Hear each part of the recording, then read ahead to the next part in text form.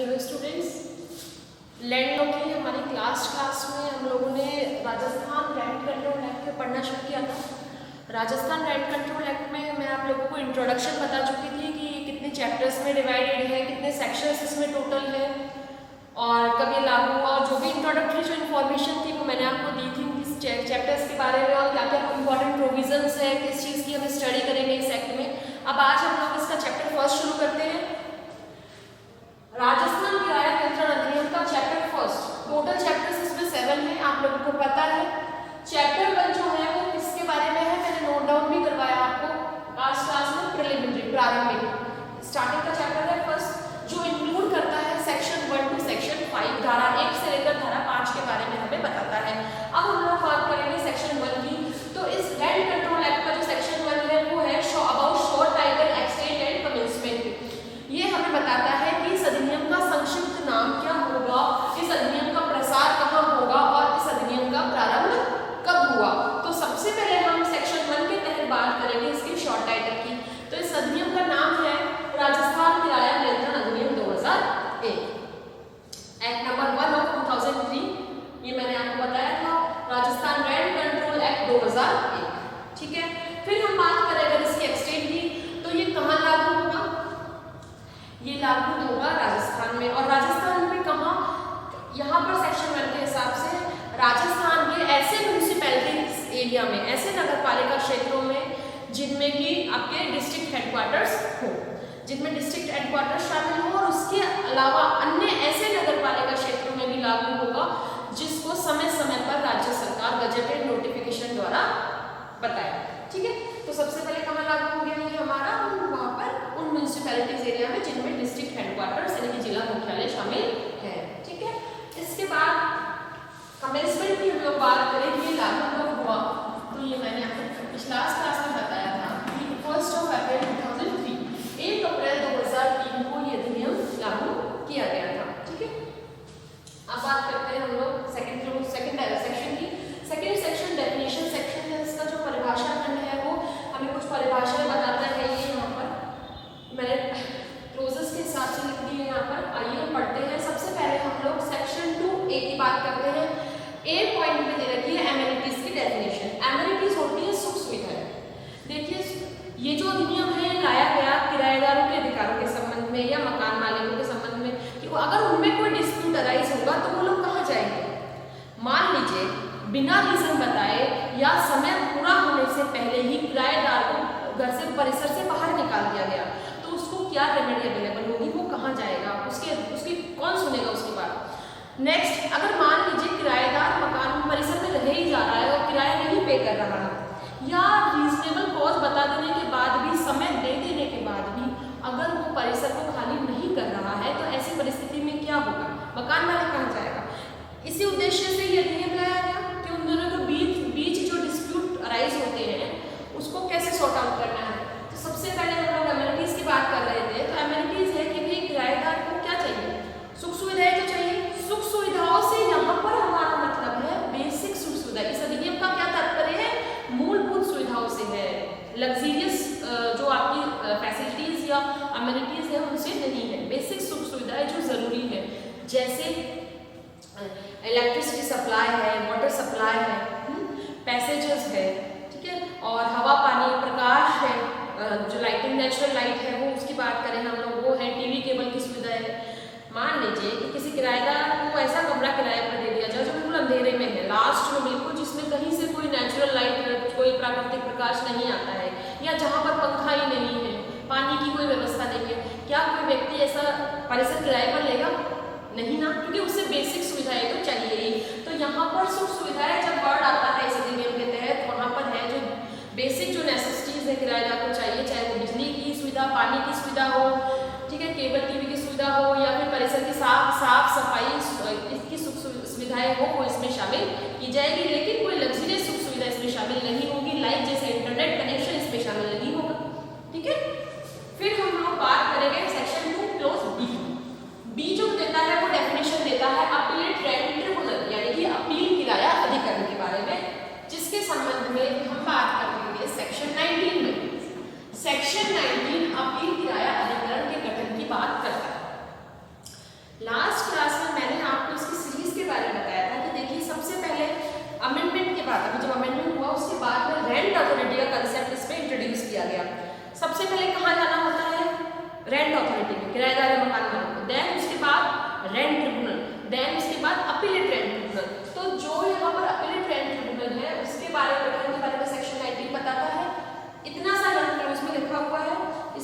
मैं आपको बता दूं, इस अपील किराया अधिकरण में केवल एक व्यक्ति नियुक्त किया जाएगा, जो किसके द्वारा नियुक्त किया जाएगा? बाय द हाई कोर्ट, जिसे हाई कोर्ट नियुक्त करेगा, और वो व्यक्ति क्या कहलाएगा? प्रिसाइडिंग ऑफिसर, पीठासीन अधिकारी। जिस अधिकारी को यहाँ पर अपील किराया अधिकरण में नियुक्त किया जाएगा वो होगा प्रिसाइडिंग ऑफिसर, ठीक है, पीठासीन अधिकारी। और इस पीठासीन अधिकारी का अपॉइंटमेंट कौन करेगी? हाई कोर्ट करेगी इसका अपॉइंटमेंट। फिर इसकी क्वालिफिकेशन की बात आती है कि इस व्यक्ति में क्या क्वालिफिकेशन होनी चाहिए प्रिसाइडिंग ऑफिसर बनने के लिए। तो इसकी क्वालिफिकेशन है राजस्थान हायर जुडिशियल सर्विसेज का कम से कम 3 साल का 3 इयर्स का इसको एक्सपीरियंस होना चाहिए, 3 साल का इसको अनुभव होना चाहिए, ठीक है। Next point C, section 2 clause C, landlord, भूस्वामी। क्लोज सी भूस्वामी की परिभाषा देता है। तो भूस्वामी से यहाँ कौन सा व्यक्ति तात्पर्य है, किस व्यक्ति के बारे में बात करी गई है? तो देखिए भूस्वामी से मतलब है ऐसा व्यक्ति, फर्स्ट ऐसा पर्सन जो खुद सेल्फ, जिसको जो किराया ले, मतलब खुद अपने अकाउंट्स में खुद अपने लेके अपने लिए वो किराया आपसे किराएदार से प्राप्त करता हो।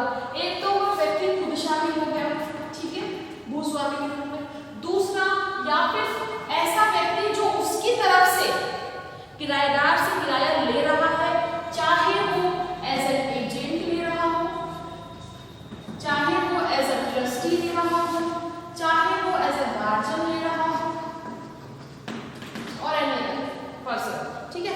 तो अगर मान लीजिए वो व्यक्ति, जैसे मेरा मकान है, यहाँ ही मकान है बीकानेर में, मान लीजिए मैंने किराए से दे रखा है मिस्टर ए को, और मैं मिस्टर ए से किराया प्राप्त कर रही हूँ, देन आई एम लैंडलॉर्ड, मैं भूस्वामी हूँ।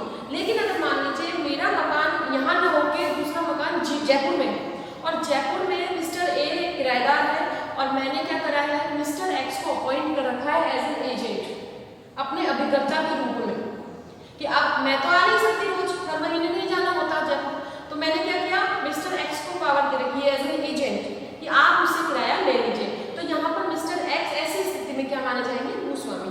तो दोनों चीजें इसमें शामिल हो गई। व्यक्ति जो खुद के लेके खुद स्वयं के लिए किराया ले रहा है वो भी लैंडलॉर्ड है, ठीक है। और दूसरी चीज, वो व्यक्ति जो किसी के अभिकर्ता के रूप में, न्यासी के रूप में, संरक्षक के रूप में, या यानी अगर किसी भी तरह से किसी आधिकारिक रूप में उसको अधिकार दिए गए हैं भूस्वामी की तरफ से, वो किराया ले रहा है, तो वो भी यहाँ पर इस अधिनियम के तहत, केवल इस अधिनियम के लिए क्या माना जाएगा? भूस्वामी की परिभाषा में शामिल किया जाएगा।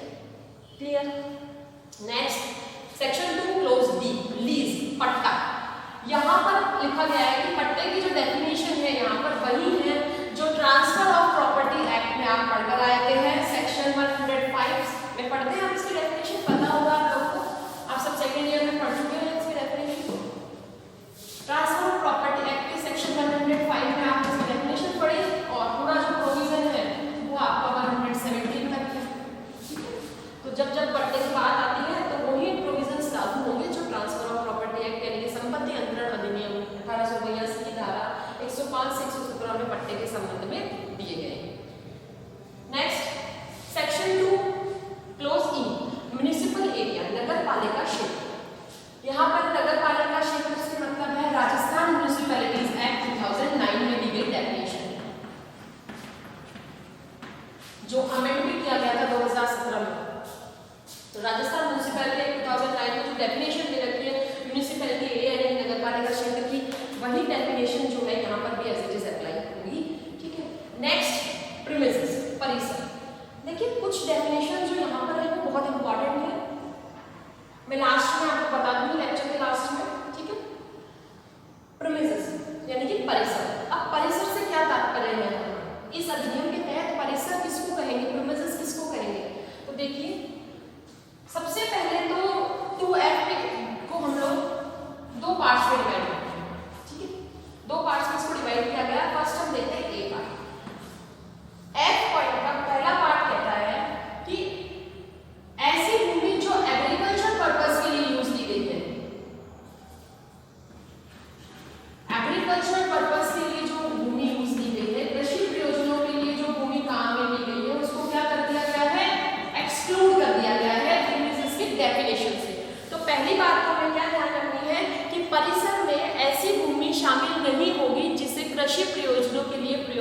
उपयोग में लाया जा रहा है, वो यहाँ इस अधिनियम के तहत परिषद नहीं मानी जाएगी। एक बात। दूसरी बात क्या है, एक और चीज एक्सक्लूड करी गई है इसमें नेक्स्ट पॉइंट में, वो करी गई है फार्मलैंड। फार्मलैंड, फार्म भवन से, फार्म भवन आप कह सकते हो, इसको भी एक्सक्लूड कर दिया गया है।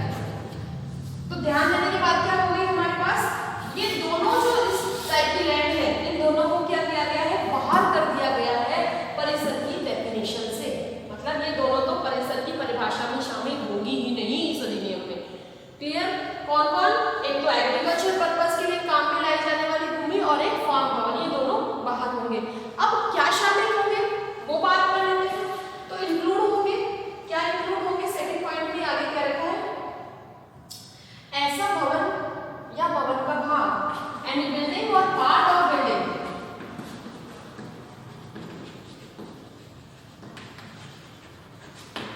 ऐसा भवन या भवन का भाग जिसे रेजिडेंशियल पर्पस के लिए किराए पर दिया गया हो, जिसे चाहे रेजिडेंशियल पर्पस के लिए, चाहे जिसे कॉमर्शियल पर्पस के लिए, या एनी पर्पस, या अन्य किसी पर्पस, इनमें से किसी अन्य पर्पस के लिए दिया गया हो।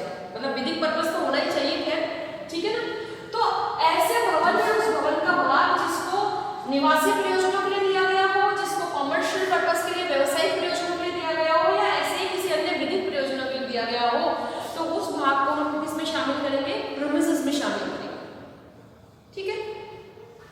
अब इसी में आगे आपको क्या रखा है, इसी एफ पॉइंट में आगे क्या रखा है, साथ ही ऐसे बिल्डिंग में क्या क्या शामिल होंगे, कुछ पॉइंट्स में आप अगर अपने डायरेक्ट में देखें तो लिख रखा है, ऐसे बिल्डिंग के साथ में, अगर ऐसे बिल्डिंग के साथ में कोई गार्डन, कोई गोडाउन, कोई गैरेज, कोई आउट हाउस अगर जुड़ा हुआ है, तो वो भी यहाँ पर इस प्रीमिसेस की डेफिनेशन में शामिल किया जाएगा। सेकंड, अगर मान लीजिए कोई इस फर्नीचर अगर मकान मालिक की तरफ से दिया गया है किराएदार को, तो वो फर्नीचर भी प्रीमिसेस की डेफिनेशन में शामिल किया जाएगा। थर्ड पॉइंट में कह रखा है आपको, अगर कोई फिटिंग्स करवा रखी है उसने, कोई फिक्स्ड फिटिंग वगैरह करवा रखी है मकान में, ठीक है ना, या फिर उसके अलावा कोई एमिनिटीज अगर वो आपको अवेलेबल करवाता है, तो वो भी परिसर की डेफिनेशन में शामिल होगी। तो इस तरह से आपके परिसर में 3 पॉइंट आपको डायरेक्ट में दिख रहे होंगे। तो ये तीनों चीज भी किसमें शामिल हो जाएगी, परिसर में। फिर बात आती है इसमें, एक नीचे आपको लिख रखा है प्रोविजो की, बट नॉट इंक्लूड, आप लोगों को अपना डायरेक्ट साथ लेकर बैठे, बट नॉट इंक्लूड, ये इसमें शामिल नहीं है। नीचे एक प्रोविजो दे रखा है, तो क्या शामिल नहीं है इसमें, यदि मान लीजिए ऐसा कमरा या ऐसा भवन या ऐसा कोई रूम शामिल नहीं है, जो रूम किसी होटल का है या किसी लॉजिंग हाउस का है, किसी रेस्टोरेंट का है या किसी हॉस्टल का है। अगर हम लोग किसी होटल, सराय या उसकी हॉस्टल की, लॉजिंग हाउस की, इनकी बात करें, तो इनमें शामिल जो कमरे हैं वो यहाँ परिसर की डेफिनेशन में, इस अधिनियम में परिसर की डेफिनेशन में नहीं आएंगे। Is it clear? ठीक है। देन फिर इसके बाद अगर आप लोग अपने डायरेक्ट में देखोगे तो एक स्पष्टीकरण और जोड़ रखा है इसमें, एक एक्सप्लेनेशन इसमें और दे रखा है। वो ये दे रखा है कि विपरीत संविदा के अभाव में, in the absence of contrary contract, तो विपरीत संविदा के अभाव में जो छत का भाग होगा, भवन के ऊपर जो छत होती है ना, उस छत को किराएदार का नहीं माना जाएगा, किराएदार के परिसर में, यहाँ पर परिसर में शामिल नहीं किया जाएगा, वो अलग से। ठीक है ना भाई, कोई कॉन्ट्रैक्ट हो तो एक अलग बात है, कोई संविदा कर रखी हो तो अलग बात है, लेकिन वो जो छत है उस भवन के ऊपर की, जो भवन किराए पे दे रखा है उसके ऊपर की जो छत है, वो परिसर में यहाँ पर किराए पे दी हुई नहीं मानी जाएगी, उस पर किराएदार का कोई अधिकार नहीं होगा। क्लियर हो गई बात? तो ये थी हमारी प्रीमिसेस की डेफिनेशन। नेक्स्ट हम लोग बात करते हैं रेंट ट्रिब्यूनल।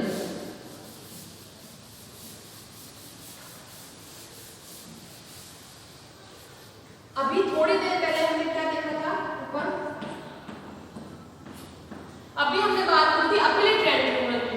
अब हम बात कर रहे हैं रेंट ट्रिब्यूनल की किराया अधिकरण की। ठीक है, किराया अधिकरण किसमें दे रखा है, किराया अधिकरण का गठन दे रखा है आपको इस अधिनियम के सेक्शन 30 में। किराया अधिकरण से तात्पर्य उस अधिकरण से है जो धारा 13 में गठित किया गया। ठीक है, धारा 13 में किराया अधिकरण का दे रखा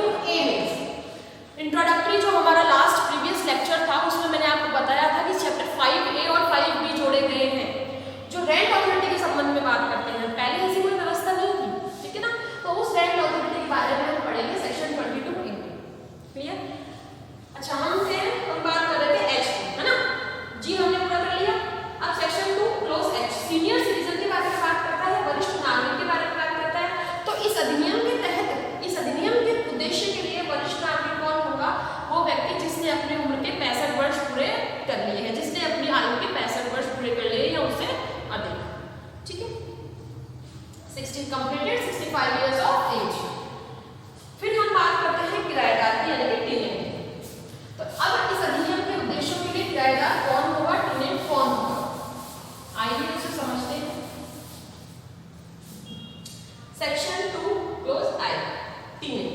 तो टेनेंट में हम किसे शामिल करेंगे, टेनेंट किसे कहेंगे, देखिए दो पार्ट्स में इसे डिवाइड करके देखते हैं। फर्स्ट पार्ट इसका कहता है वो व्यक्ति किराएदार होगा जो कि मकान मालिक को किराया चुका रहा है, जिसको मकान मालिक को किराया चुकाना है, संदाय करना है, किराए का भुगतान करना है।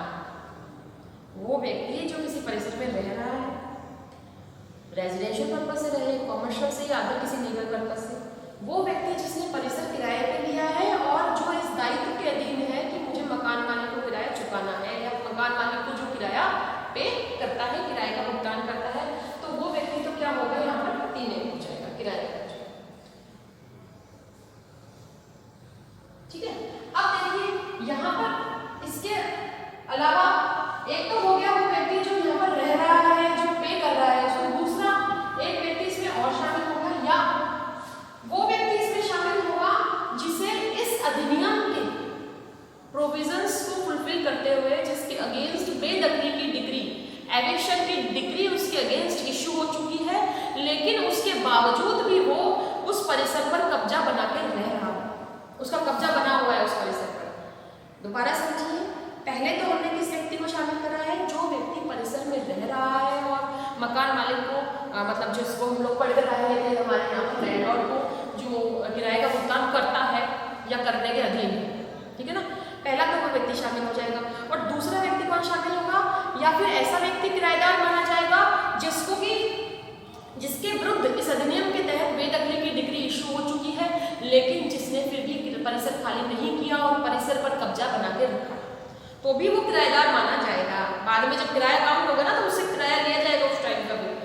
ठीक है, तो एक चीज तो ये हो गई। तो ये फर्स्ट पार्ट तो आपको बता रहा है टेनेंट के बारे में। अब देखिए सेकंड पार्ट जो इसका वो कह रहा है कि अगर मान लीजिए इस फर्स्ट पार्ट में जो हमने जिन दो लोगों के बारे में पढ़ा, तो अगर मान लीजिए उनकी डेथ हो जाती है, वो नहीं रहे, तो उनकी एब्सेंस में अब किराएदार किसको मानोगे साहब। ठीक है, तो यहाँ पर सेकंड पार्ट को हम दो पार्ट्स में डिवाइडेड इनटू टू पार्ट्स, दो पार्ट्स में फिर से डिवाइड करते हैं।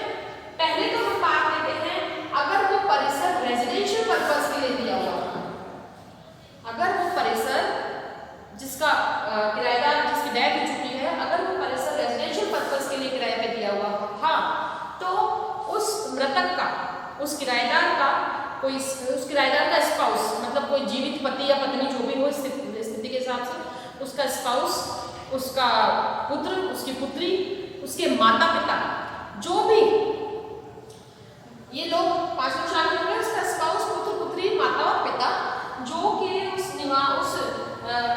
किराए की अवधि के दौरान वहां पर उसमें रेजिडेंशियल पर्पस के लिए उस किराएदार के साथ में निवास करते हो, मृतक के साथ में रहते हो, तो वो उसकी डेथ के बाद में किराएदार की परिभाषा में शामिल किए जाएंगे। दूसरा पार्ट कहता है तो कॉमर्शियल पर्पस।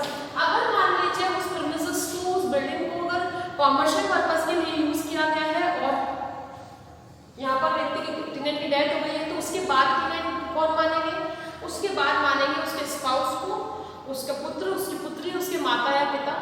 ठीक है ना, जो कि उसके साथ में यहाँ पर कॉमर्शियल बिजनेस में उसके साथ में शामिल रहे हो, जो इस तरह से उसके साथ में कारोबार करते हो, उसके घर के सदस्य के रूप में। क्लियर हो गई एक बात। तो यहाँ पर रेजिडेंशियल पर्पस के लिए, कॉमर्शियल पर्पस के लिए कुल मिला के बात यही है कि अगर टेनेंट जो है अगर उसकी डेथ हो जाती है, तो उसके बाद उसका स्पाउस है, उसके पुत्र, उसकी पुत्री है या उसके पेरेंट्स है, उनमें वो सब किराया चुकाने के अधीन तो होंगे ही होंगे, जो उसके साथ में उस परिसर में रहते आए हैं या फिर परिसर वाणिज्यिक उपयोग के लिए है तो उसका वाणिज्यिक रूप से उपयोग करते आए हैं, कारोबार करते आए हैं। ठीक है, तो यहाँ पर हमें टेनेंट की definition complete. Then we will go on point G, two G बात करता है ट्रिब्यूनल की यानी कि अधिकरण के बारे में। सिंपल अधिकरण के अंतर्गत यहाँ पे दो चीजें शामिल होगी, अपीलेट ग्रैंड ट्रिब्यूनल और ग्रैंड ट्रिब्यूनल। मतलब जब इस अधिनियम में अगर अधिकरण शब्द कहीं पर आपको दिखता है, आप पढ़ते हैं उसको, तो अधिकरण से मतलब या तो किराया अधिकरण होगा या अपीलेट किराया अधिकरण होगा। किराया अधिकरण वो जिसके बारे में हमने क्लोज जी में पढ़ा है, अपीलेट किराया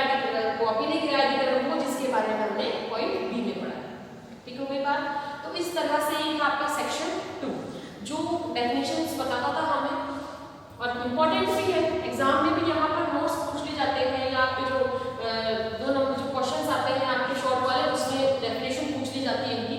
अब मैं बताती हूँ क्या क्या इंपॉर्टेंट है यहाँ पर।